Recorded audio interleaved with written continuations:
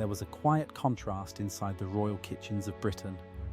On one side stood a man who loved bold flavours, simple grills, and meals with a strong character. On the other stood a queen who preferred gentle tastes, careful routines, and dishes that never surprised her. It may sound like a small difference, but in the world of Prince Philip and Queen Elizabeth II, even food told a deeper story. Few people know that the prince enjoyed garlic, while the queen avoided it almost completely. He liked hearty dishes with strong seasoning, while she often chose plain grilled meat and vegetables. And then there were moments when his favourite meals simply never appeared on her plate. These small details open a quiet window into their private life.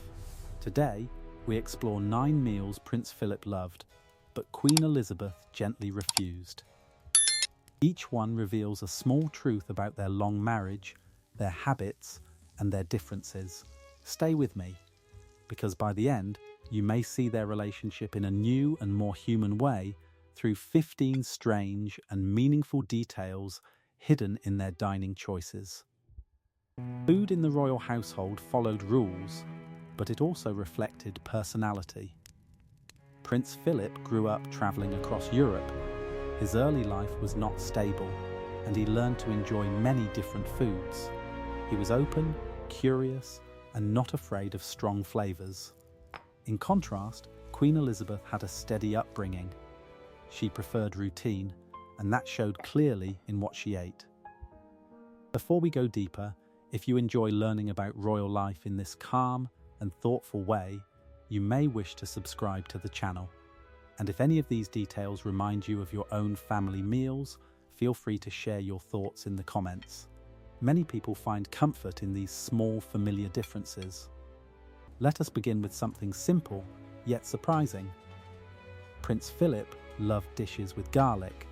He enjoyed the deep taste it gave to meats and sauces. However, the Queen famously avoided garlic. According to royal chefs, including Darren McGrady, garlic was rarely used in meals prepared for her. She believed it was not suitable for formal settings, especially when meeting people. This leads to a quiet question. Was it about taste or about duty?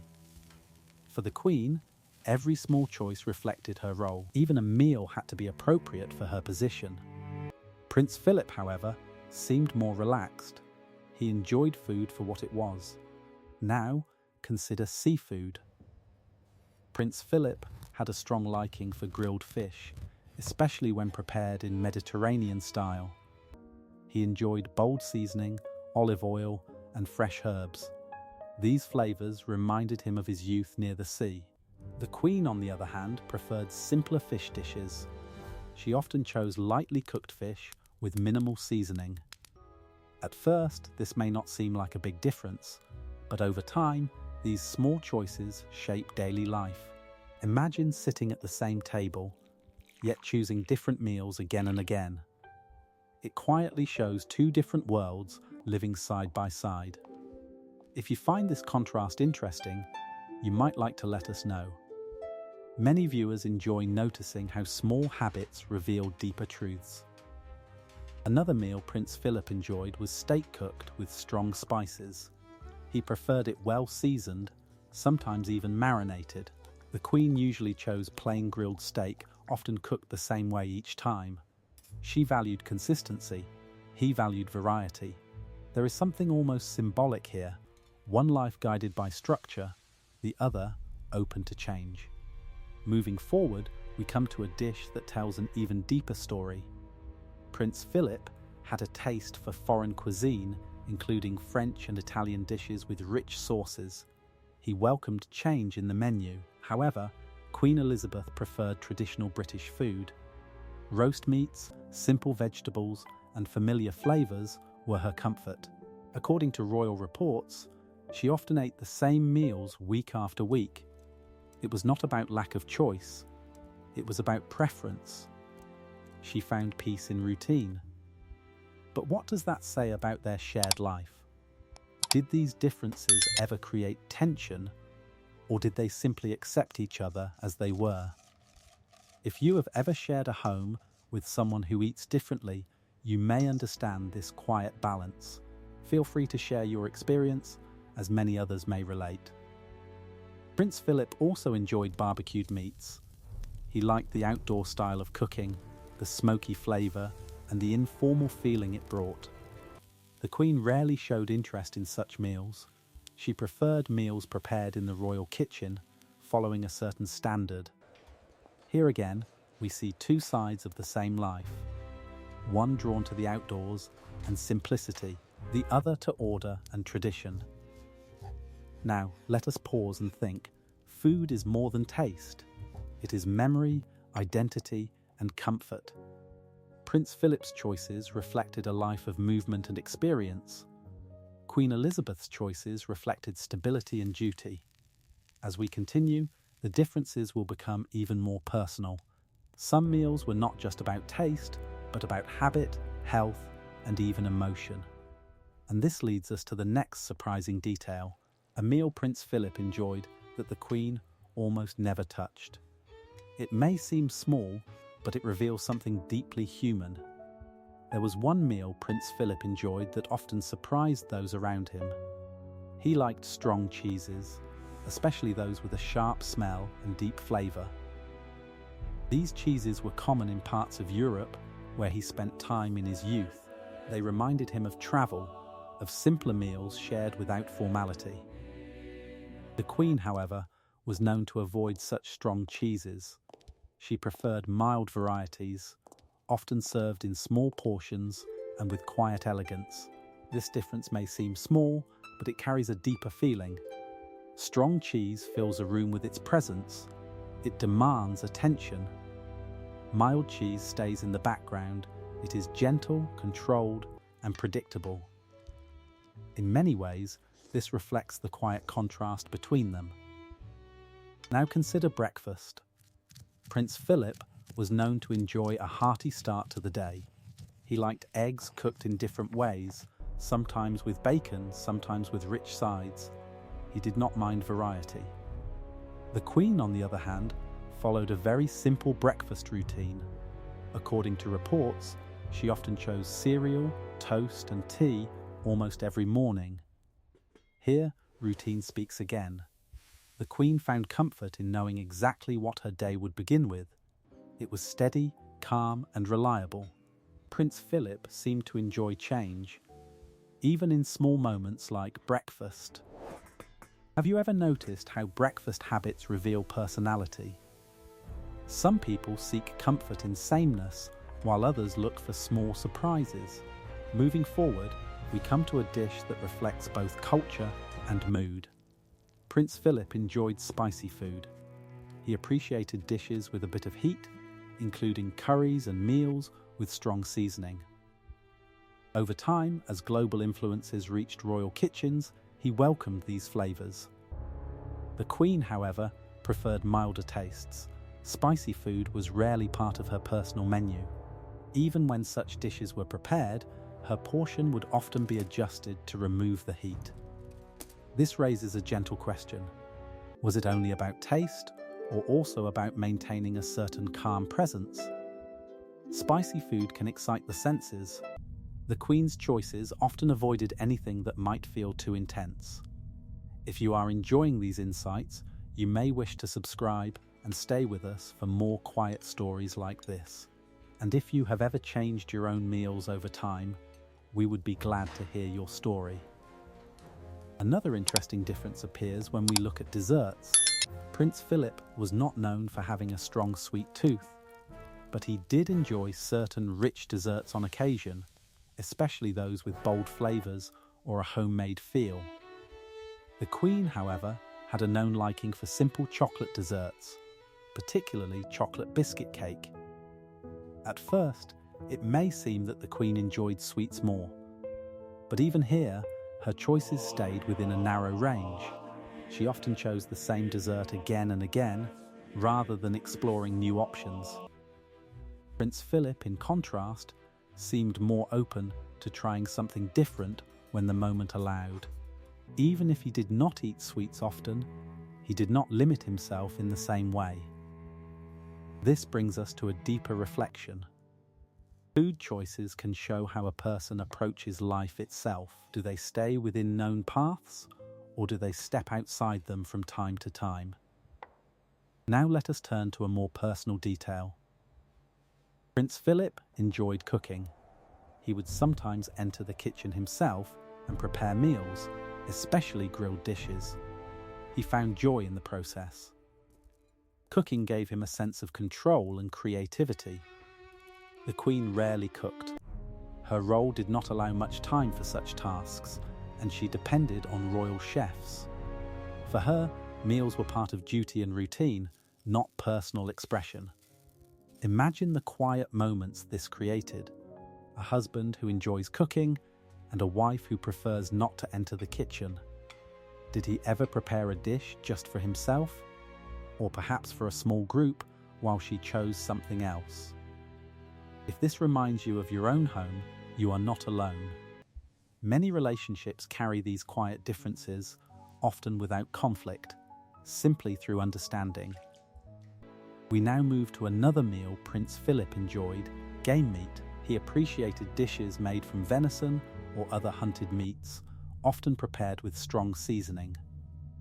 These meals connected him to tradition, but also to outdoor life. The Queen did eat game meat at times, but she preferred it prepared in a simple way. Heavy sauces or bold flavors were not her choice. Again, we see the same pattern. He leaned toward depth and richness. She leaned towards simplicity and control. There is something almost poetic in this pattern repeating itself across so many meals. And then there is pasta. Prince Philip enjoyed pasta dishes, especially those with rich sauces and Mediterranean influence. He appreciated their warmth and variety. The Queen, however, was known to avoid starchy foods like pasta and potatoes when dining alone. She preferred lighter meals. This detail may seem surprising. Pasta is common in many homes. Yet in the royal household, even such a simple dish became a point of difference. What does this tell us? Perhaps that even the most ordinary foods can carry meaning when placed within a life of structure and expectation. As we come closer to the final part of our story, one more detail stands quietly in the background. These differences were not signs of conflict. They were signs of two strong individuals sharing a long life, each holding on to their own preferences. And in that, there is something deeply human. Because in the end, it is not about agreeing on every meal. It is about sitting at the same table day after day, even when the plates look different. There is one final meal that brings all these quiet differences together. Prince Philip enjoyed simple, rustic food that reminded him of earlier days. He liked dishes cooked over open heat, meals that did not follow strict presentation rules, and food that felt honest and direct. These meals were not always formal, and that was part of their charm. The Queen, however, lived within a system where even the smallest detail mattered. Her meals followed a pattern shaped by duty, timing, and tradition. At this point, a deeper question begins to form. How did these two people, so different in daily habits, remain so closely connected for so many years? The answer may not be found in grand events, but in quiet understanding. Each allowed the other to remain themselves. According to royal biographers, including Sally Bedell Smith, their marriage was built on balance. Prince Philip often stepped back in public life, but in private, he held strong opinions. Food was one place where his personality could quietly remain free. The Queen, while always in control of her role, allowed space for these differences without needing to change them. This brings us to one of the most meaningful reflections in their story. They did not try to become the same. They accepted contrast as part of their life. Think for a moment about your own experiences. Have you ever shared a home with someone whose habits were very different from yours? Perhaps it was not about food, but about daily routine or small personal choices. These differences can feel large at first, but over time, they often become part of the rhythm of life. In the royal household, meals were served with great care, yet within that careful setting, two people continued to choose differently. One plate might hold bold flavors, the other something simple and familiar. And still, they sat together. If this reflection speaks to you, you may wish to share your thoughts. Many people find comfort in knowing that even in the most formal lives, simple human differences remain. There is also a quiet strength in routine. For Queen Elizabeth, eating the same meals brought a sense of order. It allowed her to focus on her duties without distraction. In a life filled with constant attention, routine became a form of peace. For Prince Philip, variety brought energy. It connected him to his past, to places he had known, and to experiences that shaped him. His meals were small reminders of a wider world. Neither approach was right or wrong. They simply reflected two different ways of living. As the years passed, their habits remained steady. Even in later life, these patterns did not fade.